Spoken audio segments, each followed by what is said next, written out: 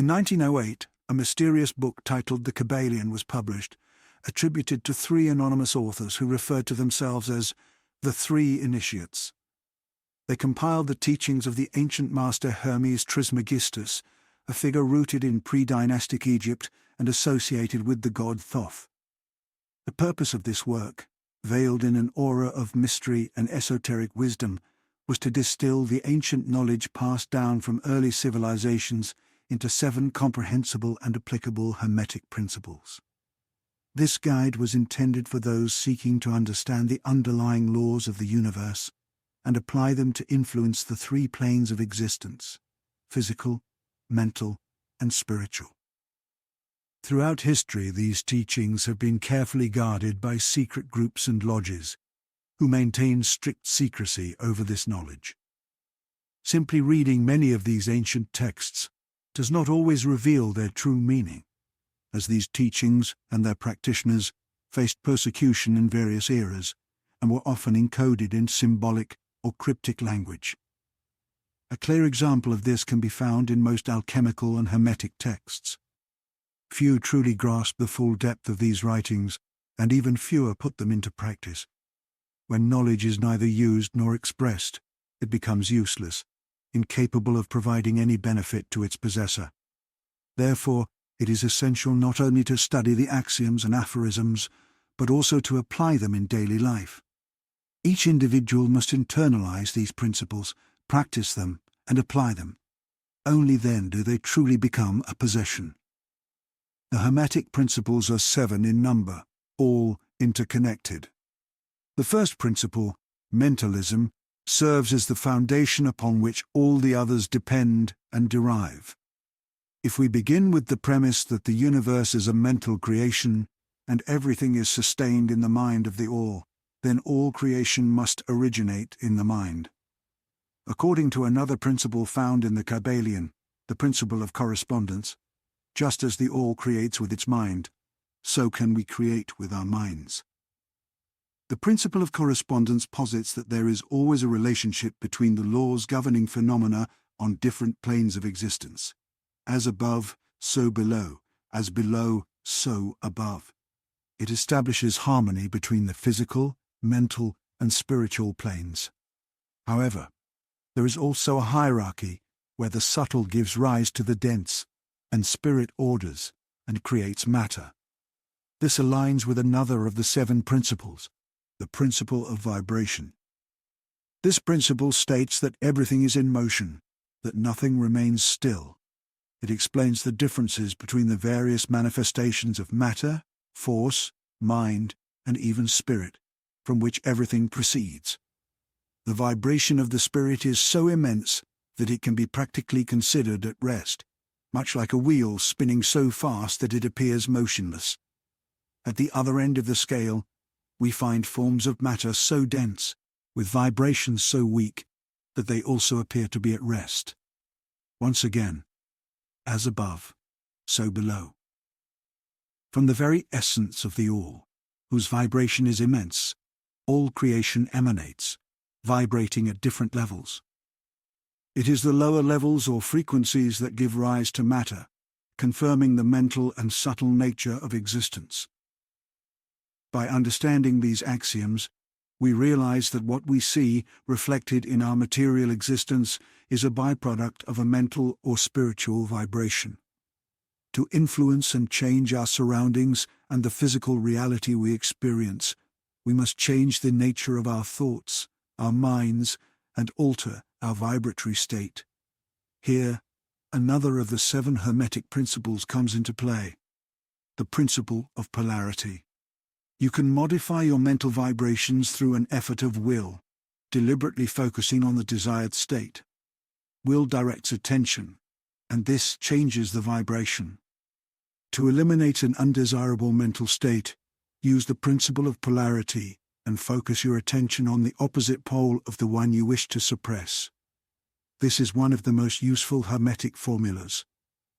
The principle of polarity operates along a vibratory scale with different degrees, ranging from positive to negative, where the positive is of a higher nature than the negative. A mental state and its opposite, are simply two poles of the same thing, and through mental transmutation, that polarity can be reversed. If one experiences fear, it is futile to try to suppress it. Instead, one must cultivate courage, and the fear will disappear. Consider this example. If you wish to overcome ignorance, you cannot simply erase it as one might erase a word from a chalkboard. Ignorance fades as you acquire knowledge, just as darkness disappears when you turn on a light. To eliminate a negative quality, focus on its positive counterpart, and the vibrations will gradually shift from negative to positive. The mind, like metals and elements, can transmute from one degree to another, from one condition to another, from pole to pole, and from vibration to vibration. Mastering polarity means mastering the principles of mental transmutation or alchemy, which is crucial for transforming not only the self, but also the world around us. However, we must also consider another of the 7 principles, the principle of rhythm. This principle is intrinsically linked to the principle of polarity. Where there is action, there will be reaction. Where there is advance, there will be retreat. Where there is ascent, there will be descent. This law applies to everything: suns, worlds, animals, mind, energy, and matter. It manifests in the creation and destruction of worlds, the rise and fall of nations, life and death, and ultimately, in the mental states of humans. Yet even though the universe always seeks balance, we are not obligated to remain stuck in negative states. Understanding the rhythm and balance of the cosmos provides perspective and acceptance when the pendulum swings toward negative polarity. However, as masters of Hermetic arts, we have the tools to tilt the balance back toward the positive. One of the Hermetic axioms states that higher planes govern lower planes, just as higher laws govern lower ones. Rhythm can be neutralized through the art of polarization. Consciousness exists on both higher and lower planes, and by mentally ascending to the higher plane, the master causes the oscillation of the mental pendulum to manifest on the lower plane while remaining unaffected on the higher plane, thus freeing their consciousness from counter-oscillation. This is achieved by polarizing oneself in the higher self, raising the mental vibrations of the ego above the ordinary plane of consciousness. It is akin to rising above something and allowing it to pass below.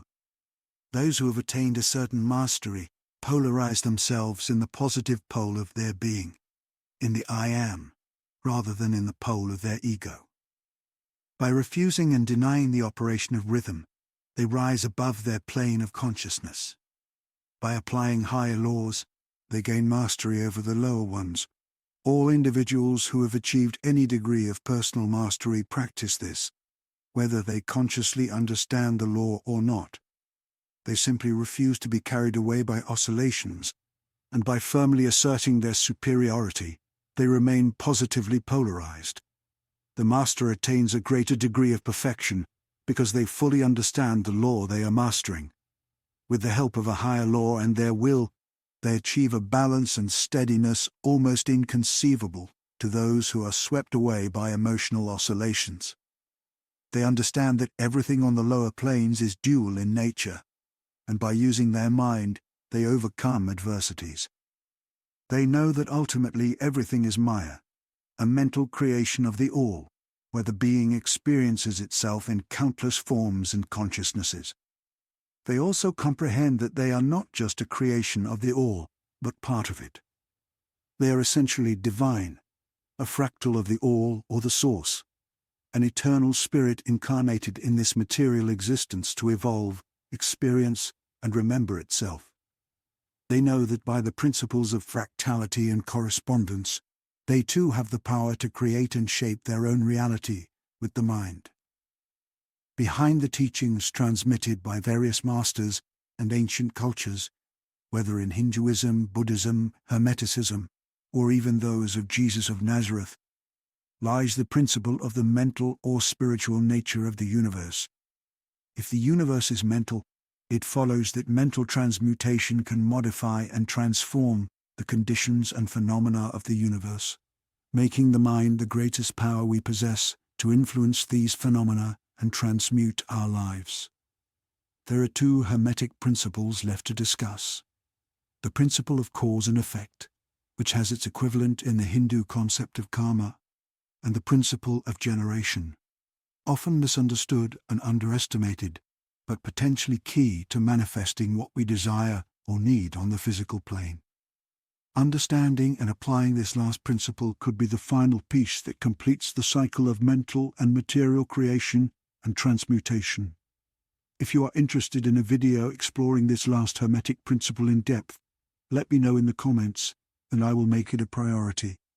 Thank you for watching until the end, and I look forward to seeing you in the next video. A mysterious ancient book with a weathered cover titled The KYBALION, resting on a dimly lit table, surrounded by three shadowy figures in cloaks, symbolizing the three initiates. Vintage style image, minimal color. An ethereal scene depicting Hermes Trismegistus in flowing robes, standing before a grand Egyptian temple with hieroglyphs, and the god Thoth's ibis-headed statue in the background. Vintage style image, minimal color. An ancient scroll with glowing symbols floating in mid-air, representing the distillation of ancient knowledge into 7 interconnected Hermetic principles.